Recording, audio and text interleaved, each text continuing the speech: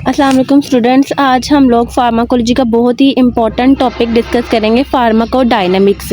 Pharmacodynamics से पहले हम लोगों ने फार्माकोकाइनेटिक्स डिस्कस किया था। फार्माकोकाइनेटिक्स बेसिकली ये होता है कि हमारी बॉडी के अंदर ड्रग जा रही है, उसकी एडमिनिस्ट्रेशन होती है, उसकी अब्जॉर्प्शन होती है, मेटाबॉलिज्म होती है और वो एलिमिनेट हो जाती है बॉडी से। ये हम लोगों ने फार्माकोकाइनेटिक्स में पढ़ा था। अब इससे ऑपोजिट आगे हमने पढ़ा कि बॉडी ड्रग के साथ क्या कर रही थी, वो फार्माकोकाइनेटिक्स था। अब उससे ऑपोजिट हम पढ़ेंगे कि हमारी जो ड्रग बॉडी में गई है वो कैसे काम करती है, उसका मैकेनिज्म ऑफ एक्शन क्या है, उसका मोड ऑफ एक्शन क्या है, वो हम लोग डायनेमिक्स में पढ़ेंगे। Pharmacodynamics refer the relationship between the drug and concentration at the sites of action. मतलब कि फार्माकोडायनेमिक्स में होता है कि ड्रग हमारी बॉडी में क्या करती है, what the drugs does to body, mode of action of the drug on the body क्या होता है, तो ये फार्माकोडायनेमिक्स होता है। इसके बाद हम लोग इससे रिलेटेड पढ़ते हैं रिसेप्टर्स। अब देखिए, जो ड्रग होती है वो हमारी बॉडी में जाती है, या फिर कोई भी न्यूरोट्रांसमीटर्स, लाइगेंड्स वगैरह, कितने भी मॉलिक्यूल्स, कुछ भी हार्मोन्स वगैरह हमारी बॉडी में जो रिलीज़ होते हैं वो एक बाइंडिंग साइट के ऊपर बाइंड करती है सेल्स के ऊपर। फिर ही वो अपने सेल्स के ऊपर बाइंडिंग साइट्स होती है जिनके ऊपर वो जाके बाइंड करते हैं और फिर वो अपने एक्शंस परफॉर्म करते हैं। उन्हीं को हम लोग रिसेप्टर्स कहते हैं। मतलब टारगेट साइट्स जो मॉलिक्यूल्स के ऊपर होती है, सेल्स के ऊपर जो टारगेट साइट्स मॉलिक्यूल्स होते हैं जिनके ऊपर ड्रग्स ने जाके बाइंड करना होता है और फिर अपने फर्दर काम को परफॉर्म करना होता है, उसको हम लोग रिसेप्टर कहते हैं। फॉर एग्जांपल देखेंगे, न्यूरोट्रांसमीटर हमारी बॉडी में रिलीज़ हो रहे हैं, तो वो रिलीज़ होते हैं ऐसे ब्लड में तो काम नहीं स्टार्ट कर देते ना, ऐसे नहीं कि वो किसी जगह से बाइंड नहीं करे तो वो अपना खुद ही रिलीज़ हुए हैं तो खुद ही वो अपना फंक्शन परफॉर्म कर देंगे, ऐसा नहीं होता। जब लाइगेंड्स वगैरह कोई भी न्यूरोट्रांसमीटर या हार्मोन्स या फिर हम लोग कोई भी बाहर से ड्रग्स ले रहे हैं तो वो ड्रग्स से करेगी, जब हमारी बॉडी में जाएगी तो वो एक टारगेट मॉलिक्यूल्स होते हैं सेल्स के ऊपर स्पेसिफिकली, जो उनके साथ जाके वो बाइंड करती है ड्रग और फिर वो अपने एक्शंस परफॉर्म करती है, उसी को हम लोग रिसेप्टर्स कहते हैं। यहाँ पे इसकी एग्जांपल भी लिखी हुई है। For example voltage sensitive sodium channels होते हैं जिन्हें हम लोग रेफर करते हैं रिसेप्टर के तौर पर लोकल एनेस्थीसिया के लिए। इसी तरह हर एक के लिए स्पेसिफिक रिसेप्टर्स होते हैं, टारगेट बाइंडिंग साइट्स होती है। जब वो हमारी बॉडी में ड्रग ने जाना है, उनके साथ बाइंड करना है, देन उसने अपना काम करना होता है, अपने फंक्शंस परफॉर्म करने होते हैं। इसके आगे हम लोग पढ़ें, इसी तरह इसको फर्दर एक्सप्लेन किया हुआ है, आपने अच्छे से पढ़ना है इसको। आगे हमारे पास लाइगेंड्स है, ये one of the most important topic है लाइगेंड, कि हमें पता होना चाहिए कि लाइगेंड्स किसे कहते हैं। लाइगेंड्स ऐसे कोई मॉलिक्यूल्स होते हैं, कोई हार्मोन्स होते हैं, न्यूरोट्रांसमीटर्स जो हमारी बॉडी में रिलीज़ हो रहे हैं, जो बाहर से नहीं हम लोग ले रहे हैं। मतलब ड्रग्स तो हम लोग बाहर से लेते हैं अपनी बॉडी में, तो लेकिन लाइगेंड्स हमारी बॉडी के अंदर ही रिलीज़ हो रहे होते हैं। Any molecules which attach selectively to particular receptor site, मतलब बॉडी के अंदर ही वो रिलीज़ हो रहे हैं, उन्हें जाके अपने रिसेप्टर के साथ बाइंड करना है और फिर फर्दर फंक्शन परफॉर्म करने हैं। इससे रिलेटेड हम लोगों ने ना डीसेंसिटाइजेशन पढ़नी होती है। मतलब यहाँ पे अब दो तरह की डीसेंसिटाइजेशन होती है, हेटेरोलोगस डीसेनिटाइजेशन और होमोलोगस डीसेनिटाइजेशन। इसका क्या, डीसेनिटाइजेशन का मतलब पता क्या होता है, जब हम लोग ना बार बार देखें एक ही ड्रग है जो बार बार, या फिर कोई न्यूरोट्रांसमीटर है जो रिसेप्टर के साथ बाइंड कर रहा है बार बार आके, मतलब वो रिपीटेडली रिसेप्टर के साथ बाइंड कर रहा है, तो वो क्या करेगा कि अपनी उसकी इंपॉर्टेंस कम हो जाएगी। रिसेप्टर, उसके लिए जो सेंसिटिविटी है ना रिसेप्टर की, वो कम हो जाएगी। वैसे क्या होता है नॉर्मली कि न्यूरोट्रांसमीटर ने आना है, रिसेप्टर के साथ बाइंड करना है और उसने सेलुलर फंक्शन स्टार्ट हो जाने हैं। लेकिन डीसेनिटाइजेशन में क्या होगा कि उसकी सेंसिटिविटी होगी ना रिसेप्टर की, जो उसको पिक करने की सेंसिटिविटी होती है कि ड्रग ने आके बाइंड होना है तो उसने एक्टिव होना है, वो उसकी सेंसिटिविटी रिसेप्टर की कम हो जाती है। अब हम लोग होमोलोगस और हेटेरो, फॉर एग्जांपल इस पे बड़े मज़े की एग्जांपल आ रही है कि डीसेनिटाइजेशन पता है किसे कहते हैं। इसमें ना जैसे हम लोग किसी के घर बार बार जाते हैं तो हमारी इंपॉर्टेंस कम हो जाती है, इसी तरह जब ड्रग एक रिसेप्टर के साथ बार बार रिपीटेडली बाइंड कर रहा है तो उसकी भी इंपॉर्टेंस कम हो जाएगी। अब वो या तो रिस्पॉन्स बहुत ही वीक रिस्पॉन्स शो करेगा, तो या तो वो रिस्पॉन्स शो ही नहीं करेगा, रिसेप्टर ड्रग के साथ ड्रग बाइंड कर रही है लेकिन रिसेप्टर रिस्पॉन्स ही नहीं कर रहा, या तो वो वीक रिस्पॉन्स कर रहा है। इसे हम लोग कहते हैं डीसेनिटाइजेशन। अब दो तरह की क्यों होती है, होमोलोगस और हेटेरोलोगस। देखिए, जब एक ही रिसेप्टर पर रिपीटली ड्रग बाइंड कर रही है और वो रिसेप्टर उस ड्रग से रिस्पॉन्स शो नहीं कर रहा, हाँ, तो मतलब एक ही रिसेप्टर अफेक्ट हुआ है एक ही तरह का, तो उसे हम लोग होमोलोगस डीसेनिटाइजेशन कहते हैं। लेकिन अगर एक से ज़्यादा रिसेप्टर अफेक्ट हो रहे हैं, मतलब कि फॉर एग्जांपल अगर रिसेप्टर ए है तो रिसेप्टर ए के साथ आके ने ड्रग ने बाइंड करना है, तो उसकी सेंसिटिविटी क्या बार बार बाइंड करना है रिपीटली, तो उसकी सेंसिटिविटी क्या होनी है कि कम हो जानी है। अब रिसेप्टर ने ड्रग के बाइंड करने के बाद भी रिस्पॉन्स बहुत वीक शो करना है या तो करना ही नहीं है, तो इसे होमोलोगस कहेंगे। लेकिन अब देखिए दूसरी एग्जांपल के रिसेप्टर ए और रिसेप्टर बी है, ड्रग रिसेप्टर ए के साथ ही बाइंड कर रही है लेकिन रिसेप्टर बी भी अफेक्ट हो रहा है, उसका भी रिस्पॉन्स अफेक्ट हो रहा है, वो भी वीक रिस्पॉन्स शो करेगा, वो भी अफेक्ट हो जाएगा, वो भी डिसेंसिटाइज हो जाएगा, तो उसे हम लोग हेटेरोलोगस डिसेंसिटाइजेशन कहेंगे। इसी तरह आगे हमारे पास रिसेप्टर्स की टाइप्स होती हैं। हमारी बॉडी में एक तरह का रिसेप्टर नहीं होता, इसमें हमारे पास डिफरेंट 4 टाइप्स होती हैं। इनकी हम लोगों ने अच्छे से नाम इनके पढ़ने होते हैं, इनकी एग्जांपल्स पढ़नी होती हैं और ये काम कैसे करनी है ये पढ़ना होता है। हमें कोई भी चीज़ याद करने से पहले उसका प्रॉपर पैटर्न पता होना चाहिए कि हमने इसमें क्या क्या याद करना होता है। रिसेप्टर की 4 टाइप्स होती हैं जिसमें हम लोगों ने इनके सबसे पहले ligand gated ion channel receptors होते हैं, जिनकी एग्जांपल में कोलिनर्जिक निकोटीन रिसेप्टर्स आते हैं। इसमें क्या इसका मैकेनिज्म ऑफ एक्शन ये होता है कि लाइगेंड ने ना जब ligand gated ion channel receptor के साथ जाके बाइंड होना है ना, तो इसके नाम से पता चल रहा है कि ये आयन चैनल्स में आयन चैनल है। इसमें लाइगेंड गेटेड आयन चैनल से जब ड्रग ने आके बाइंड करना है या फिर लाइगेंड ने आके बाइंड करना है, तो इसने क्या करना है कि कॉज करना है कि आयन चैनल्स को क्विकली ओपन कर देना, जिसकी वजह से जैसे कि सोडियम, पोटेशियम, कैल्शियम जितने भी आयन्स होते हैं या तो उनका इनफ्लक्स ज़्यादा हो जाएगा या तो उनका आउटफ्लक्स ज़्यादा हो जाएगा। वो इसके physiology, mechanism of action, drugs की ना अलग अलग डिपेंड करता है कि कौन सी ड्रग है, कौन सा लाइगेंड है, उस पर डिपेंड करता है। क्या किया, लाइगेंड ने आके रिसेप्टर के साथ बाइंड किया, आयन चैनल्स को ओपन किया, आयन चैनल्स ने ओपन होने की वजह से जो मेम्ब्रेन पोटेंशियल होती है वो चेंज हो जाएगी, है ना, जिसकी वजह से रैपिड इफेक्ट्स होगा लाइक जैसे कि मसल कॉन्ट्रैक्शन वगैरह। ये लाइगेंड गेटेड आयन चैनल्स हैं जिसकी एग्जांपल थी कोलिनर्जिक निकोटीन रिसेप्टर्स, उसका हमने मैकेनिज्म ऑफ एक्शन पढ़ा। इससे नेक्स्ट हमारे पास जी प्रोटीन कपल्ड रिसेप्टर्स होते हैं, जिनकी एग्जांपल में अल्फा और बीटा एडिनर्जिक रिसेप्टर्स आती हैं, इनकी एग्जांपल्स हैं। इसमें क्या होता है, इसका mechanism of action, ji protein coupled receptor पता है कैसे काम करते हैं। जब लाइगेंड ने जी प्रोटीन कपल्ड रिसेप्टर के साथ बाइंड करना है तो जी प्रोटीन एक्टिवेट हो जाती है सेल के अंदर, जिसकी वजह से एडिनाइल साइक्लेज एंजाइम एक्टिवेट होता है और एटीपी कन्वर्ट हो जाती है सीएएमपी में। जब सीएएमपी एक्टिवेट होगा, जब एटीपी सीएमपी में कन्वर्ट होगी ना, तो एक्टिवेट होगी प्रोटीन काइनेज फॉस्फोरिलेट्स प्रोटीन, फिर सेलुलर रिस्पॉन्स वगैरह स्टार्ट हो जाएंगे। इसमें बेसिकली जब रिसेप्टर पे लाइगेंड आके जी प्रोटीन कपल्ड रिसेप्टर के साथ बाइंड करता है ना, तो वो जी प्रोटीन को ही एक्टिवेट कर रहा होता है। फिर एटीपी सीएमपी में कन्वर्ट हो जाती है, प्रोटीन फॉस्फोरिलेशन होती है और then further cellular response start हो जाते हैं। फॉर एग्जाम्पल हार्ट रेट बढ़ जाएगा, इस तरह। आगे हमारे पास थर्ड पे इंजाइम लिंक्ड रिसेप्टर्स होते हैं, जिसकी एग्जांपल में इंसुलिन आती है। अब इंसुलिन का जो मैकेनिज्म ऑफ एक्शन है ना, वो insulin receptor mechanism of action ligand bind करेगा, इंसुलिन लाइक रिसेप्टर के ऊपर आके बाइंड करेगा, तो एक इंजाइम्स टर्न ऑन होंगे।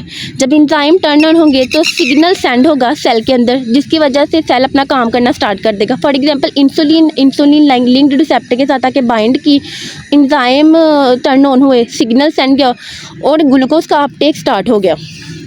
इसके बाद हमारे पास जो रिसेप्टर है वो इंट्रासेलुलर रिसेप्टर, जैसे कि स्टेरॉइड हार्मोन रिसेप्टर इसकी एग्जांपल है। इंट्रासेलुलर रिसेप्टर फोर्स टाइप है रिसेप्टर की, इसकी एग्जांपल स्टेरॉइड हार्मोन रिसेप्टर्स है। इसका मैकेनिज्म एक्शन पता क्या होता है कि लिपिड सोल्यूबल हार्मोन्स होते हैं वो सेल के अंदर एंटर होते हैं। लिपिड सोल्यूबल हार्मोन सेल्स के अंदर जब एंटर होते हैं तो बाइंड करते हैं रिसेप्टर के साथ और हार्मोन रिसेप्टर कॉम्प्लेक्स बना देते हैं। फिर से रिपीट कर देते हैं, लिपिड सोल्यूबल हार्मोन सेल के अंदर जाके एंटर होते हैं और वो इंट्रासेलुलर रिसेप्टर हार्मोन कॉम्प्लेक्स बनाते हैं। सेल हार्मोन रिसेप्टर कॉम्प्लेक्स बनेगा जो कि डीएनए स्पेसिफिक डीएनए रीजन के साथ बाइंड होगा और तो यहाँ तो वो एक्टिवेट करेगा या तो वो सप्रेस करेगा किसको, जीन ट्रांसक्रिप्शन को, जिसकी वजह से प्रोटीन साइंथेसिस स्टार्ट हो जाएगी और डिजायर्ड सेलुलर इफेक्ट होगा। ये हम लोगों ने 4 टाइप्स पढ़ी हैं किसकी, रिसेप्टर की, जो कि मोस्ट इंपॉर्टेंट है। अक्सर ये क्वेश्चन आता होता है, लॉन्ग क्वेश्चन आता होता है कि फैमिलीज ऑफ रिसेप्टर या फिर टाइप्स ऑफ रिसेप्टर या फिर how many types of receptor, इस तरह चेंज करके। आगे हमारे पास आता है एगोनिस्ट, मतलब कि ऐसा कोई भी एजेंट जो कि रिसेप्टर के साथ जाके बाइंड करता है और उसके पास इतनी एबिलिटी होती है कि वो क्या कहता है, रिसेप्टर को एक्टिवेट कर देता है, उसको एक्टिवेट भी करता है और उस ऐसा कोई भी एजेंट जो कि रिसेप्टर के साथ जाके बाइंड करता है और उसको एक्टिवेट कर देता है, जिसकी वजह से वो रिसेप्टर आगे फर्दर फंक्शन परफॉर्म होते हैं सेलुलर, उस एजेंट को हम लोग एगोनिस्ट कहते हैं। अब इसकी टाइप्स भी होती हैं जो हम लोग आगे पढ़ेंगे। अब सबसे पहले होता है इन्वर्स एगोनिस्ट। अब इन्वर्स एगोनिस्ट क्या करता है कि एक ऐसा एजेंट होता है जो कि एक्टिवेट करता है रिसेप्टर को कि वो प्रोड्यूस करे effect in opposite direction to that of agonist, मतलब कि वो एगोनिस्ट से ऑपोजिट रिएक्शन परफॉर्म करेगा। एगोनिस्ट ने क्या करना होता है कि असल में हमारी जो नॉर्मल फिजियोलॉजी होती है ना, एगोनिस्ट ने उसको ही मिमिक करना होता है जब उसने रिसेप्टर के साथ जाके बाइंड करना होता है, लेकिन इन्वर्स एगोनिस्ट उसके ऑपोजिट परफॉर्म करेगा, उसके अगेंस्ट एक्ट परफॉर्म करेगा। इसके बाद फुल अफिनिटी तो होती है टुवर्ड द रिसेप्टर, मतलब रिसेप्टर के साथ जाके बाइंड करने की एबिलिटी तो होती है इसके अंदर, लेकिन ये ऑपोजिट इफेक्ट परफॉर्म करता है। इसकी एग्जांपल्स भी हमने आगे लिखी हुई है कि बेंजोडाइज़ेपाइन जो होता है वो एंटी एंजाइटी होता है और एंटी कन्वल्सेंट होता है, मतलब उसने एंजाइटी को कम करना है बेंजोडाइज़ेपाइन ने, और जो सीजर्स अटैक होता है उनको कम करना है। जब उसने अब इसके ऑपोजिट में क्या होता है कि कार्बाकोलिन क्या है, इन्वर्स एगोनिस्ट है, इसने भी बेंजोडाइज़ेपाइन के इन्वर्स एक्ट करना, मतलब इसने बेंजोडाइज़ेपाइन के ऑपोजिट उसके अगेंस्ट एक्ट परफॉर्म करना है। इसने क्या करना है, इसने एंजाइटी कॉज करनी है और कन्वल्यूशन कॉज करना है, मतलब इसने सीजर अटैक कॉज करने और एंजाइटी कॉज करनी है, जो कि बिल्कुल ही ऑपोजिट है, इन्वर्स है, अगेंस्ट है किसके, बेंजोडाइज़ेपाइन के। तो इसी तरह के एगोनिस्ट को हम लोग इन्वर्स एगोनिस्ट कहते हैं। आगे हमारे पास है एंटागोनिस्ट। जैसे कि हम लोगों ने एगोनिस्ट पढ़ा कि जो कि नॉर्मल फिजियोलॉजी को मिमिक कर रहे थे, वही एक्शन परफॉर्म कर रहे थे, जो कि रिसेप्टर के साथ जाके बाइंड करते हैं, नॉर्मली एक्शन परफॉर्म कर देते हैं। अब एंटागोनिस्ट क्या करते हैं, एगोनिस्ट के पास दो एबिलिटी होती है ना कि रिसेप्टर के साथ जाकर उसने बाइंड करना है और रिसेप्टर को एक्टिवेट करना है, लेकिन एंटागोनिस्ट के पास ना सिर्फ एक ही एबिलिटी होती है, वो रिसेप्टर के साथ जाके बाइंड तो करता है, मतलब उसके पास हाई एफिनिटी होगी विदाउट इंट्रिंसिक एक्टिविटी। वो रिसेप्टर के साथ जाके बाइंड तो करेगा लेकिन रिसेप्टर को एक्टिवेट नहीं करेगा, बल्कि उसे ब्लॉक कर देगा। ऐसे जितने भी एजेंट्स होते हैं जो कि रिसेप्टर के साथ जाके बाइंड करते हैं और लेकिन उसको एक्टिवेट नहीं करते बल्कि ब्लॉक कर देते हैं, उसको हम लोग एंटागोनिस्ट कहते हैं। इसलिए हम आगे पास एंटागोनिस्ट की टाइप्स है जिसमें फिजिकल एंटागोनिज्म होते हैं। सबसे पहले फिजिकल एंटागोनिज्म क्या होते हैं, ऐसे ड्रग्स होते हैं जो ये बहुत सिंपल है, इनकी हेडिंग्स आपने अच्छे से याद करनी है और आगे उनकी डेफिनेशंस आपको सही से आनी चाहिए, उनकी टाइप्स पता होनी चाहिए, ये भी मोस्ट इंपॉर्टेंट क्वेश्चन है, कभी भी वो टाइप्स पूछ लेते हैं। फिजिकल आगे हमारे पास सबसे पहली टाइप है एंटागोनिस्ट की, वो है फिजिकल एंटागोनिज्म किसे कहते हैं। The opposing action of two drugs is due to their physical properties. अब मतलब कि वो अपोजिट एक्ट परफॉर्म कर रहा है, एंटागोनिस्ट ऑपोजिट इफेक्ट परफॉर्म कर रहा है अपनी खुद की फिजिकल प्रॉपर्टी की वजह से, तो उसे फिजिकल एंटागोनिज्म कहेंगे। इसकी भी एग्जांपल है जैसे कि एक्टिवेट करते हैं charcoal observe toxic substances in case of poisoning. For example किसी भी पर्सन को पॉइजनिंग हो जाती है ना, तो उसका जो जनरल ट्रीटमेंट होता है ना वो चारकोल्स होते हैं, चारकोल ऑब्जर्व कर लेते हैं टॉक्सिक सब्सटेंसेस को, तो ये उसकी फिजिकल करैक्टरिस्टिक ही है ना कि वो ऑब्जर्व कर रहे हैं। तो अपनी फिजिकल करैक्टरिस्टिक्स की वजह से जब दो ड्रग्स से ऑपोजिट एक्शन परफॉर्म हो रहा है तो उसे फिजिकल एंटागोनिज्म कहेंगे सिंपली। आगे हमारे पास है केमिकल एंटागोनिज्म। अब फिजिकल एंटागोनिज्म जो थी फिजिकल प्रॉपर्टी की वजह से थे, अब ये केमिकल प्रॉपर्टी की वजह से जब ऑपोजिट एक्शन परफॉर्म हो रहा है दो ड्रग्स में, तो उसे हम लोग केमिकल एंटागोनिज्म कहेंगे। The opposing action of two drugs is due to their chemical properties, तो उसे हम केमिकल एंटागोनिज्म कहते हैं। इसकी भी हमने एग्जांपल लिखी है, for example antacids are weak bases which neutralise the gastric acid. Antacid होते हैं ना, ये वीक बेसिस होते हैं, मतलब उसका केमिकल स्ट्रक्चर ऐसा है कि वो वीक बेसिस है, अपनी वो केमिकल एबिलिटी प्रॉपर्टी की वजह से वो न्यूट्रलाइज करते हैं गैस्ट्रिक एसिड को, मतलब अपनी केमिकल प्रॉपर्टी की वजह से वो ऐसे एक्शन परफॉर्म कर रहे हैं, अपोजिंग एक्शन परफॉर्म कर रहे हैं टू ड्रग, तो उसे केमिकल एंटागोनिज्म कहेंगे। ठीक है, इससे आगे हमारे पास रिसेप्टर एंटागोनिज्म होते हैं। रिसेप्टर एंटागोनिज्म मतलब कि ऐसे एंटागोनिज्म जो रिसेप्टर के साथ जाके बाइंड करना है, सेम रिसेप्टर के साथ जाके बाइंड करना है जिस रिसेप्टर पे एगोनिस्ट ने बाइंड करना था, और इनहिबिट कर देना है कि एगोनिस्ट बाइंड ना कर पाए। मतलब कि एक रिसेप्टर है, फॉर एग्जांपल एक चेयर है, उस चेयर पे एगोनिस्ट ने भी बैठना है और एंटागोनिस्ट ने भी बैठना है। एंटागोनिस्ट उसके पहले बैठ जाएगा और एगोनिस्ट को नहीं बैठने देगा। फॉर एग्जांपल जनरल एग्जांपल समझने के लिए बस, कि एक चेयर है, उसके ऊपर एंटागोनिस्ट ने भी बैठना और एगोनिस्ट ने भी बैठना। अब एंटागोनिस्ट क्या करेगा, पहले उसकी जगह ले लेगा और एगोनिस्ट को वहाँ नहीं बैठने देगा, तो उससे हम लोग क्या कहते हैं, रिसेप्टर एंटागोनिज्म। मतलब वो रिसेप्टर के साथ जाके बाइंड कर रहा है, उसी रिसेप्टर के साथ जाके बाइंड कर रहा है जिस पे एगोनिस्ट ने बाइंड करना था, और उसकी बाइंडिंग को प्रिवेंट करे, उसे हम लोग रिसेप्टर एंटागोनिज्म कहते हैं। आगे इस तरह हमारे पास दो तरह के रिसेप्टर एंटागोनिस्ट होते हैं, कम्पिटिटिव एंटागोनिज्म और नॉन कम्पिटिटिव एंटागोनिज्म। अब कम्पिटिटिव एंटागोनिस्ट क्या होते हैं कि competitive antagonist is a receptor antagonist that binds to a receptor but does not activate the receptor. अब कम्पिटिटिव एंटागोनिज्म क्या करते हैं कि रिसेप्टर के साथ जाके बाइंड तो करते हैं लेकिन रिसेप्टर को क्या करते हैं कि एक्टिवेट नहीं कर पाते। Antagonist will compete with available agonist, जो अब एगोनिस्ट अवेलेबल है उसके साथ वो कम्पीट कर रहा है, वही जगह लेने वाली बात को उसकी जगह ले रहा है, उसके साथ फाइट करके कम्पीट कर रहा है कि मैं रिसेप्टर के साथ बाइंड करूँगा, एगोनिस्ट को बाइंड नहीं होने दूंगा, ठीक है, सेम रिसेप्टर पे, ठीक है। फॉर एग्जांपल एसिटाइलकोलिन और एट्रोपिन।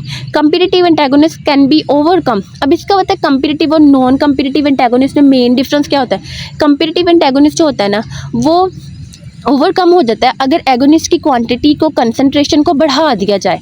फॉर एग्जांपल एगोनिस्ट और एंटागोनिस्ट सेम कंसंट्रेशन में वो कम्पीट कर रहे हैं सेम रिसेप्टर पे बाइंड करने के लिए, ठीक है, और एंटागोनिस्ट ने उसे कम्पीट किया और उस रिसेप्टर के साथ बाइंड कर लिया। लेकिन इसके ऑपोजिट अगर हम लोग एगोनिस्ट की क्वांटिटी को बढ़ा दें तो वो ओवरकम कर लेगा इस चीज़ को, वो एंटागोनिस्ट को हटा देगा, खुद वो रिसेप्टर के साथ बाइंड कर लेगा। मतलब कि रिएक्शन क्या हो जाएगा, वो रिवर्स हो सकता है, उसे हम लोग कम्पिटिटिव एंटागोनिज्म कहेंगे। आगे हमारे पास है non competitive antagonism. The antagonist bind to different sites are to same site with high of affinity so that the agonist can not displace it from the receptor. अब नॉन कम्पिटिटिव एंटागोनिस्ट में क्या होता है कि वो receptor के साथ जाके बाइंड कर जाएगा एंटागोनिज्म, तो अब उसे हम लोग वो क्या नाम है एगोनिस्ट की क्वांटिटी को बढ़ा के इसको रिवर्स नहीं कर सकते, उसे हम लोग नॉन कम्पिटिटिव एंटागोनिस्ट कहेंगे। इसकी भी एग्जाम्पल लिखी हुई है, फिनोक्सीबेंजामाइन नोरेडिनालाइन बाइंड करते same site on the receptor. In this type antagonist affect can not be overcome. वही कि अगर हम लोग एगोनिस्ट की क्वांटिटी को बढ़ा दें फिर भी हम लोग उस सेक्शन को ओवरकम नहीं कर सकते by increasing the concentration of agonist. तो इस तरह के को हम लोग नॉन कम्पिटिटिव एंटागोनिज्म कहते हैं। आगे हमारे पास पार्शियल एगोनिस्ट है। पार्शियल एगोनिस्ट क्या करते हैं कि उनके पास अफिनिटी होती है रिसेप्टर के साथ बाइंड करने की, लेकिन उनकी इंट्रिंसिक एबिलिटी कम होती है। मतलब रिसेप्टर के साथ जाके बाइंड करने की एबिलिटी तो है, उसको एक्टिवेट करने की एबिलिटी क्या है, थोड़ी कम है, तो उसको हम लोग पार्शियल एगोनिस्ट कहते हैं। अफिनिटी है बाइंड करने की लेकिन उसको एक्टिवेट करने की जो ताकत है वो कम है, एबिलिटी है वो लेस है, तो उस हम लोग क्या कहेंगे, पार्शियल एगोनिस्ट कहेंगे। इसकी भी एग्जाम्पल है, फॉर एग्जाम्पल पाइंडोरोल। आगे हमारे पास उन्हें जो मैंने एक्सप्लेन किया उसकी छोटी छोटी डेफिनेशन लिखी हुई हैं, आपने इसे अच्छे से ज़रूर पढ़ना है। आगे हमारे पास ये ग्राफ है, थेराप्यूटिक इंडेक्स किसे कहते हैं, थेराप्यूटिक इफेक्ट किसे कहते हैं, ये हम लोगों ने पढ़ना है। इसमें क्या होता है कि अब देखिए सबसे पहले हम लोग डेफिनेशन कर लेते हैं।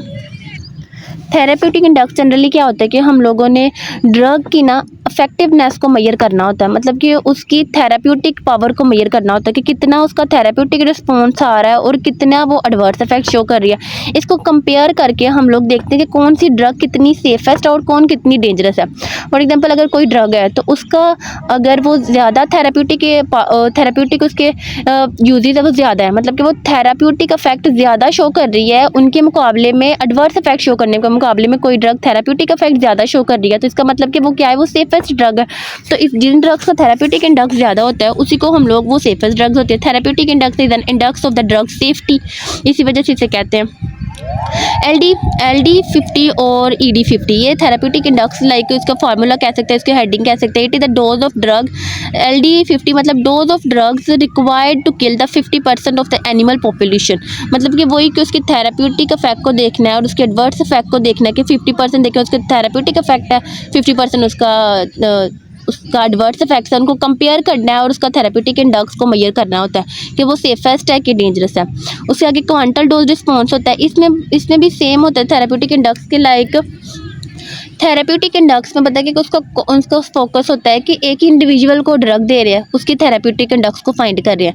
लेकिन जो क्वांटल डोज रिस्पॉन्स होता है ये पॉपुलेशन पे फोकस करते हैं, मतलब कि इन्हें पॉपुलेशन को ड्रग दिया और फिर मेजर करना होता है कि इतने % पॉपुलेशन में थेराप्यूटिक इफेक्ट आ रहा है, इतने % पॉपुलेशन में सेम ड्रग का एडवर्स इफेक्ट शो हो रहा है। तो जो पॉपुलेशन बेस्ड होता है मेजर करना सेफ्टी को वो क्वांटल डोज रिस्पॉन्स होता है और जो इंडिविजुअल बेस्ड होता है वो थेराप्यूटिक इंडेक्स होता है। आगे हमने ड्रग पोटेंसी की बात करनी है। ड्रग पोटेंसी का मतलब होता है कि कितनी क्वांटिटी किसी भी ड्रग के रिक्वायर्ड है थेराप्यूटिक इफेक्ट को प्रोड्यूस करने के लिए। The quantity of drug required to produce a desired response is the potency of the drug, मतलब कि कह सकते हैं कि किसी की ड्रग की एबिलिटी है कि इतनी हम लोग इस ड्रग की क्वांटिटी देंगे तो ये थेराप्यूटिक इफेक्ट प्रोड्यूस कर देगी। तो lower dose required for a given response the more potent is drug. आगे हमारे पास है ड्रग एफिकेसी। इसमें क्या होता है कि ड्रग का ना उसकी क्वांटिटी पे डिपेंड नहीं करता कि ये कितनी डिज़ायर्ड रिस्पॉन्स प्रोड्यूस करे, कितनी क्वांटिटी देंगे तो ये डिज़ायर्ड रिस्पॉन्स प्रोड्यूस करेगी, कितनी क्वांटिटी नहीं देंगे तो ये डिज़ायर्ड रिस्पॉन्स प्रोड्यूस करेगी। वो पोटेंशियल एफिकेसी में क्या होता है कि इस पे बिल्कुल भी डिपेंड नहीं करती क्वांटिटी पे, ड्रग का रिस्पॉन्स थेराप्यूटिक उसका डिज़ायर्ड रिस्पॉन्स क्या करता है, डिपेंड ही नहीं करता। मतलब मैक्सिमम इफेक्ट ड्रग ने अपना प्रोड्यूस करना, तो उसे हम लोग ड्रग एफिकेसी कहते हैं। यहीं पे हमारा लेक्चर एंड होता है। आज हम लोगों ने बहुत इंपॉर्टेंट फार्माकोलॉजी का फार्माकोडायनेमिक्स टॉपिक पढ़ा है। आपने पूरा लेक्चर सुनना है और फिर नेक्स्ट मिलते हैं फिर न्यू लेक्चर में और किसी न्यू स्पेशल टॉपिक में।